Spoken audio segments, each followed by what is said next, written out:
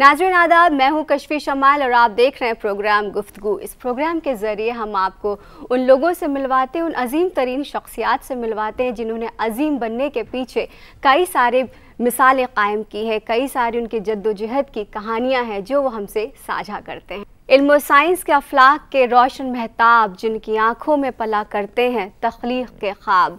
नाज़रीन, हमारे साथ मौजूद हैं डॉक्टर नकुल पराशर जो कि साइंस से वाबस्ता हैं और विज्ञान प्रसार में बतौर डायरेक्टर अपने फरीज़े को अंजाम दे रहे हैं। डॉक्टर साहब, आपका बहुत बहुत इस्तकबाल है हमारे स्टूडियो में।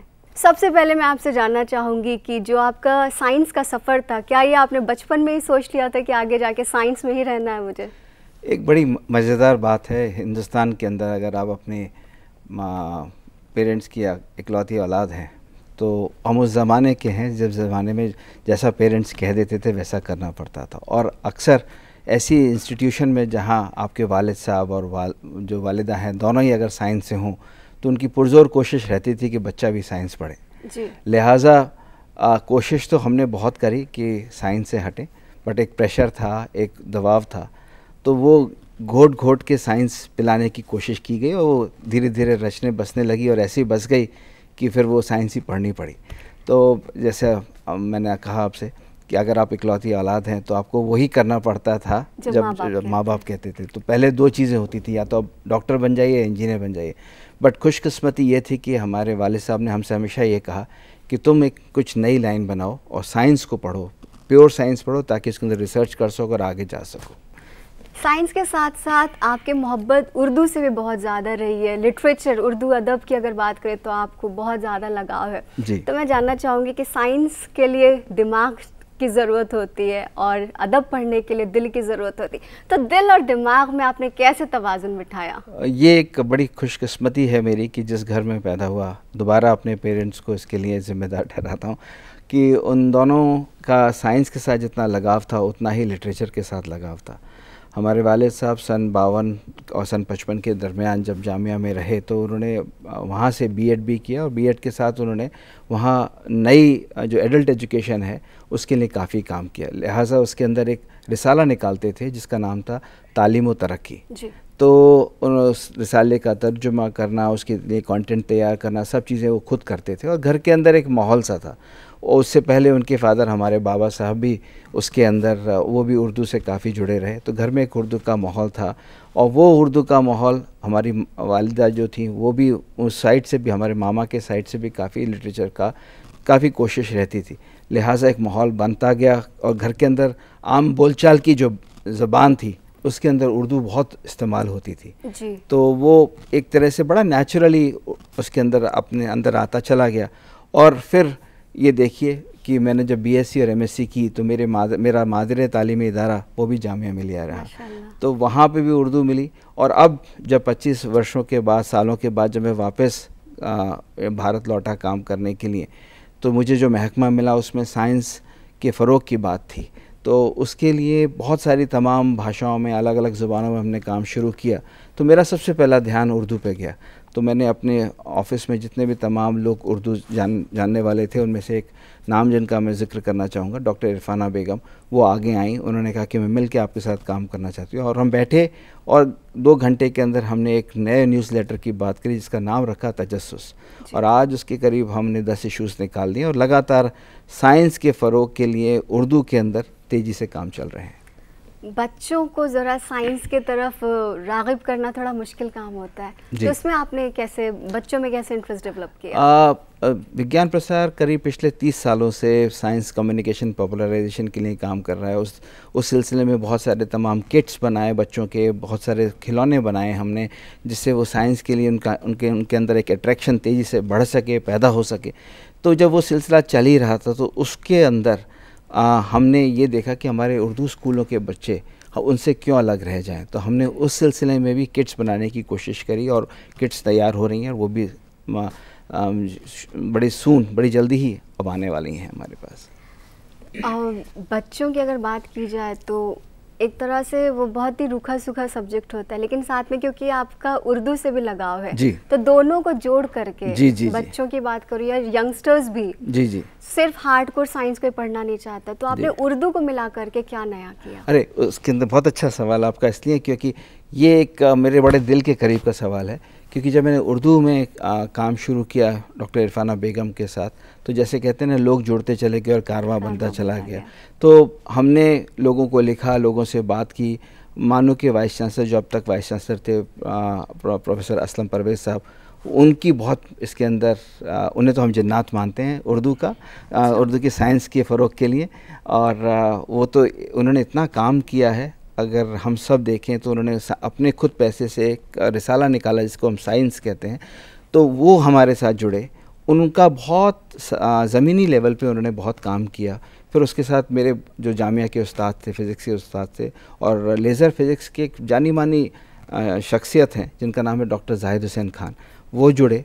उसके साथ और तमाम बहुत सारे लोग जुड़े। और इस बीच में हमें ये भी पता लगा कि बहुत सारे ऐसे एनसाइक्लोपीडियाज़ तमाम जो हमारे थे वो इधर उधर चले गए, तो हमने उनको ढूंढा, खोजा।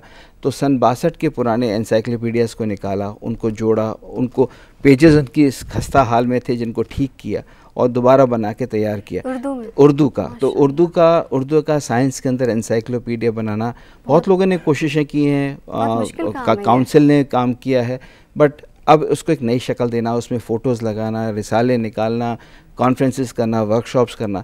तो अभी हाल में हैदराबाद में मानू के अंदर उर्दू साइंस कांग्रेस जो हर साल होती है, इस साल भी हुई, और इस बार मुझे वहाँ जाने का मौका मिला।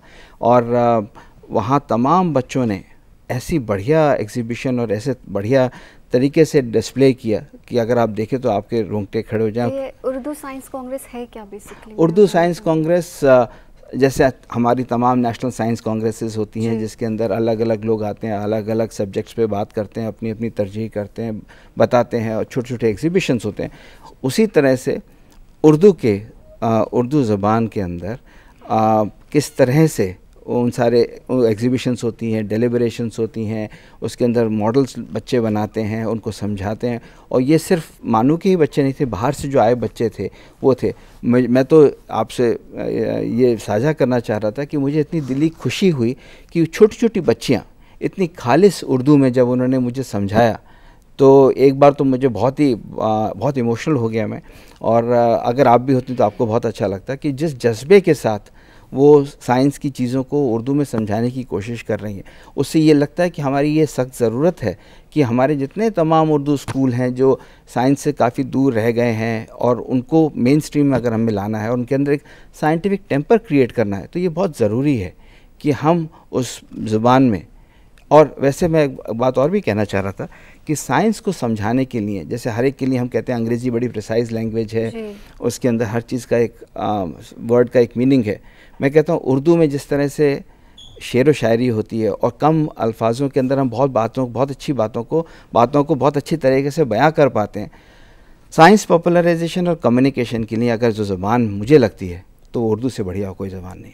क्योंकि आप साइंस जैसे ड्राई एंड ड्रैब सब्जेक्ट को कितने अच्छे तरीके से, कितने सलीके से, कितने खूबसूरती से आप समझा सकते हैं, उसका मज़ा अगर आपको उठाना है तो आप उर्दू से। कहते हैं कि बच्चा मदर टंग को ही ज़्यादा समझ पाता है। जी। तो आपने इस तरह से बच्चों को जागरूक किया, उनको जागरूक किया। साथ में बच्चों के अंदर एक जज्बा पैदा हुआ कि साइंस को, और साइंस के लिए प्रॉब्लम होती है कि उनके लिए उनके पास वर्ड्स नहीं है, तो हमने उनसे कहा कि नेचुरल तरीके से, एक बड़े ऑब्वियस तरीके से आप बात करें, जहाँ पे अंग्रेज़ी का जो लफ्ज़ है, जो जिसका अगर आप तर्जुमा करें तो बड़ा अटपटा सा लगता है, तो वो छोड़ दें आप, और आप केमिस्ट्री यूज़ करते हैं तो केमिस्ट्री करें, उसे कीमिया ना करें, राइट। फिज़िक्स है उसको फ़िज़िक्स ही यूज़ करें।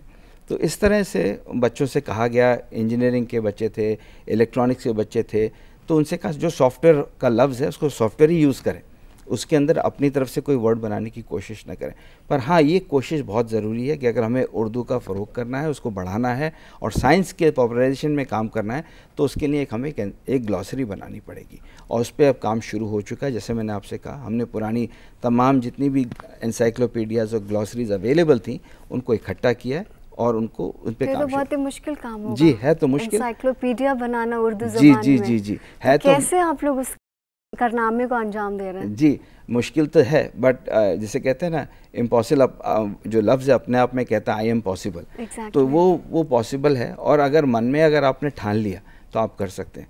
तो ये जो मेरे साथ डॉक्टर इरफाना बेगम हैं और डॉक्टर बिल्किसा भट्ट हैं, ये दो बच्चियों ने मिल के बाकायदा करीब 3,500 पेजेस, पुराने पेजेस जो बिल्कुल खस्ता हाल में थे, उनको बड़े आहिस्ता आहिस्ता बड़े इत्मीनान के साथ उन सबको उन्होंने उनको स्कैन किया, ताकि पेपर इतना ब्रिटल था कि अगर आप छू लें तो वो एकदम पापड़ की तरह से चकनाचूर हो रहा था।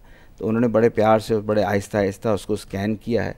इसमें बहुत पेशेंस की ज़रूरत है, और बहुत सारी ऐसी चीज़ें हैं जो स्कैन होने के बाद भी OCR नहीं हो पा रही थी जी। तो उनको उन्होंने बाकायदा बैठ के हाथ से लिखा, और इसमें काफ़ी वक्त लगा, पर हमने जैसे आपसे कहा कि लोग जुड़ते गए, कारवां बढ़ता चला गया। हमने बहुत सारे लोगों को सबको लिखा, और लोग फिर आए, सब मिले, इसके अंदर जुड़े, और मुझे बताते हुए उससे खुशी हो रही है कि हमारी कोशिश है कि पहले क्वार्टर के अंदर हम उसका A to D का पोर्शन निकाल पाएंगे, और इंशाल्लाह साल के आखिर तक हो सकता है कि वो एक पूरी शक्ल हमारे पास उस एनसाइक्लोपीडिया की हो और हम सब तक पहुंचा पाएँ। चलिए, मैं दुआ करती हूँ कि आपका ख्वाब पूरा हो जी। और ये जानना चाहूँगी कि बतौर डायरेक्टर जी, आप ज़ाती तौर पर विज्ञान प्रसार में आपका क्या काम है, क्या रोल है?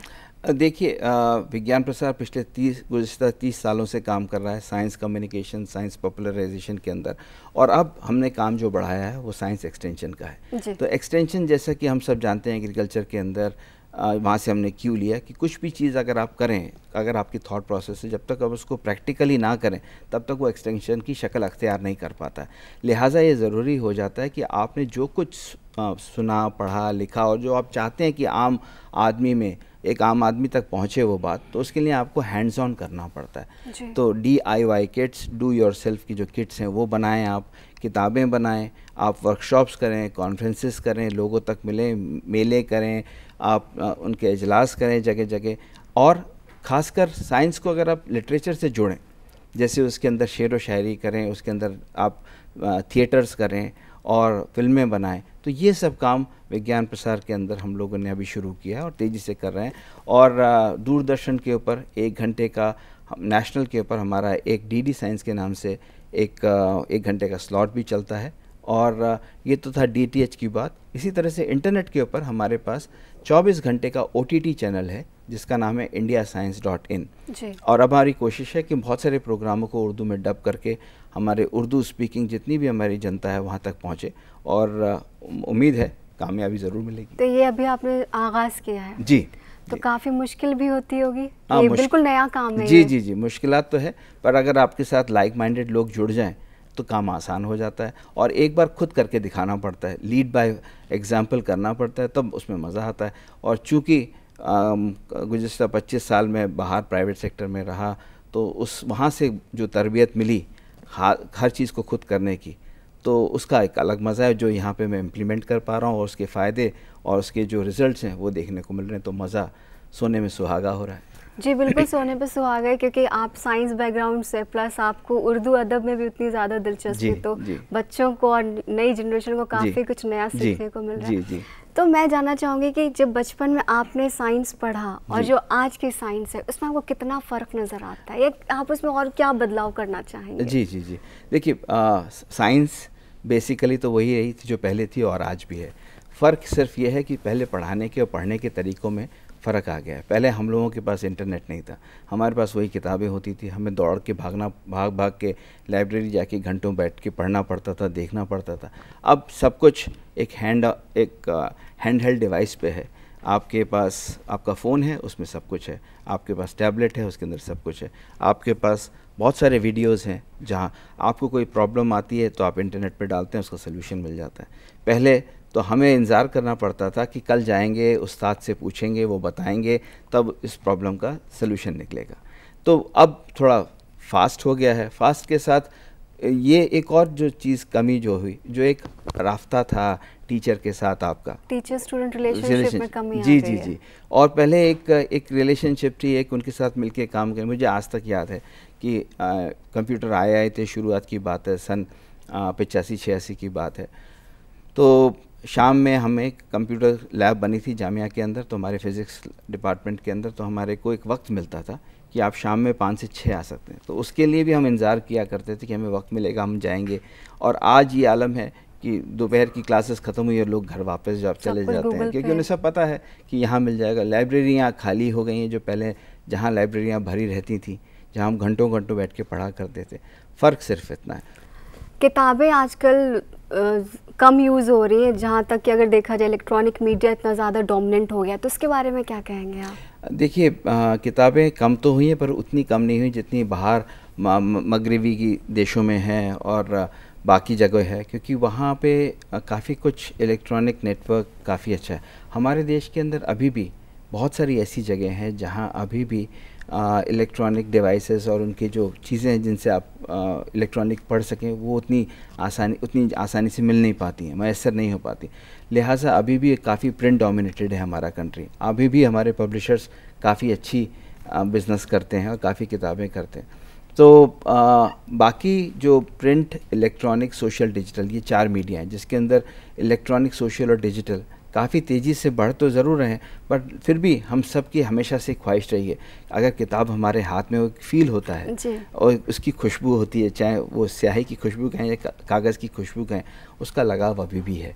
तो अभी भी किताबें बन रही हैं और विज्ञान प्रसार ने पिछले गुज़िश्ता 30 सालों के अंदर 300 टाइटल तैयार किए हैं, जो अपने आप में एक काफ़ी बड़ा रिकॉर्ड है। और अभी भी हमारी कोशिश है, क्योंकि हमारी किताबें जिस तरह से हमने उनको प्रोड्यूस किया है, जिस तरह से लिखा है, जो टॉपिक्स चुने हैं, वो बहुत छांट के किए हैं, तो लिहाजा लोगों का बड़ा उसके अंदर लगाव रहता है। उनकी कोशिश रहती है कि पूछते भी हैं हमसे कि भाई आपकी नया टाइटल कब कहाँ आ रहा है।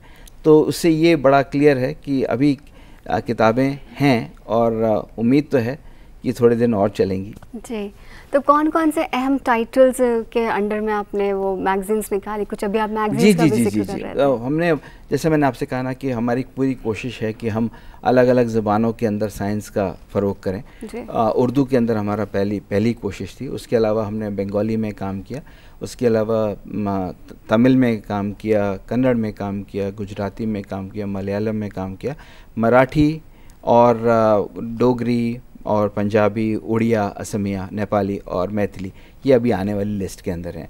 इसके अंदर हमने हर एक जिन लैंग्वेजेस की मैंने आपसे बात करी, उनके अंदर हमने एक मंथली न्यूज़लेटर शुरू कर दिया है। अच्छा। तो उर्दू में जैसे मैंने आपसे कहा तजस्सुस, बांग्ला में उसका नाम रखा विज्ञान कथा, अच्छा। तमिल में नाम रखा अरिविल पलगई, कन्नड़ में नाम रखा कुतूहली, गुजराती में जिज्ञासा और मलयालम में शास्त्र कथा। तो इस तरह से ये कोशिश पुरजोर जारी है। और यही नहीं, मैगज़ीन्स के अलावा हमारी कोशिश ये भी है कि ओरिजिनली रिटन बुक्स इन सब ज़बानों के अंदर शुरू हो। उर्दू के अंदर मुझे बताते हुए फ़ख्र है कि हमने अभी तक 2 किताबें हमने पब्लिश कर चुके हैं। उसमें एक असलम परवेज़ साहब की किताब है और एक अनीस सिद्दीकी साहब हैं, जिन्होंने गांधी की पोटली पे एक बड़ी अच्छी कलरफुल किताब तैयार की है, साइंस की पोटली, और वो जल्दी आएगी और बच्चों में काफ़ी पसंद की जाएगी, ऐसे हम उम्मीद करते हैं। तो बहुत अच्छा लग रहा है आपसे इतनी सारी बातें जानने में, बहुत मज़ा आ रहा है, बहुत एक्साइटिंग टॉपिक है ये जी। तो मैं जानना चाहूँगी कि ये जो इतने सारे आइडियाज़ हैं जी, तो ये आइडियाज़ आपके पास कहाँ से आए? साइंस पढ़ी है, जब तक साइंस लोगों तक ना पहुँचाऊँ तब तक उसका कोई फ़ायदा नहीं है। तो एक आम आदमी की सोच अगर बदल सके, उसके अंदर एक साइंटिफिक टेम्पर आ सके, वो लॉजिकली सोचने लगे और उन सब चीज़ों से जो इतने सालों से वो करता चला आ रहा है, किसी या तो आप कहें मिथ में या किसी ऐसी चीज़ से जो उसको बताया गया कि भाई ऐसे करना है, जब तक आपके अंदर का जो इंसान है, जब तक आपसे जब सवाल नहीं करेगा, तब तक आप उसकी तह तक कैसे पहुंचेंगे, लॉजिकल कब तक होंगे। और वैसे तो मैं ये कहता हूँ कि हर एक आदमी साइंटिस्ट है, अगर उसके अंदर पूछने की एक कोशिश है, एक तजस्सुस है उसके अंदर, तब तक, और जब तक वो तजस्सुस जिंदा है तब तक वो एक साइंटिस्ट है। और सवाल करें, सवाल कभी कोई गलत नहीं होता है, सवाल तो सवाल है और सवाल का जवाब मिलना चाहिए। और ये काम हमारा है, हम सबका है। अगर हमने थोड़ी सी भी साइंस या लॉजिक पढ़ी है तो ये हमारी ज़िम्मेदारी बनती है कि हम आम नागरिक को, आम शहरी को ये बताएं कि भाई ये ऐसे होना चाहिए, ये लॉजिकल है, इसको समझें और अपना लॉजिक इस्तेमाल करें। तो उनके अंदर ये जगह पाएँ, ये अगर लॉ जगह पाएँ तो बहुत बड़ा आप वतन की खिदमत कर पाएंगे, सोसाइटी की खिदमत कर पाएंगे और एक आम आदमी की खिदमत कर पाएंगे। जैसे कि आपने बताया कि आपने बाहर काफ़ी अरसा गुजारा, बाहर की जब बात करें, जब हम हिंदुस्तान से उसको कंपेयर करें, तो हिंदुस्तान में और किन किन बदलाव की ज़रूरत है साइंस की अगर बात की जाए तो? साइंस के लिहाज से हमें जो सबसे इम्पॉर्टेंट चीज़ है, जो हमारे दूर दराज के इलाके हैं, जो हमारे गांव हैं, जहाँ पे अभी भी हम काफ़ी दूर हट के, हालांकि इंटरनेट पहुँच चुका है, बहुत सारे व्हाट्सएप वीडियो वगैरह चीज़ें पहुँची हैं, बट लोगों के अंदर अभी भी उनको बहुत सारे ऐसे इंटरेस्टिंग वीडियोस हैं साइंस के बारे में जो उन तक नहीं पहुँचे हैं। तो उनको पहुँचाने के लिए ये बहुत ज़रूरी है। बाहर क्या होता है, बाहर चैनल्स, डिपार्टमेंट्स, स्कूल, कॉलेजेस, उसके अंदर तमाम वक्त पे तमाम साइंस फेयर लगते हैं, और साइंस फेयर्स के अंदर लोगों को बाकायदा बुलाया जाता है, दिखाया जाता है, उनके अंदर एक क्यूरियोसिटी क्रिएट की जाती है। वही चीज़ हमें यहाँ पे करने की सख्त ज़रूरत है, और यही काम हमने अभी बंगाल में शुरू किया। बंगाल के 23 ज़िलों के अंदर हमने हर ज़िले में, हर सेंटर में, हर डिस्ट्रिक्ट सेंटर के अंदर 2-2 दिन की वर्कशॉप्स की। और जैसे आपने कहा बच्चों के अंदर कैसे साइंस के लिए आप इंटरेस्ट पैदा करेंगे, तो हमारी कोशिश ये थी कि उन्हें बताएं कि देखिए साइंस से घबराने की ज़रूरत नहीं, साइंस एक ज़रिया है और साइंस कोई हवा नहीं है। उसको अगर आप समझेंगे तो आपको उसके अंदर एक इंटरेस्ट पैदा होगा, और एक बार जब इंटरेस्ट पैदा होगा, एक ऐसा नशा सा पैदा होगा कि आप उसके साथ जुड़ेंगे और उसकी खूबसूरती को पहचानने लगेंगे।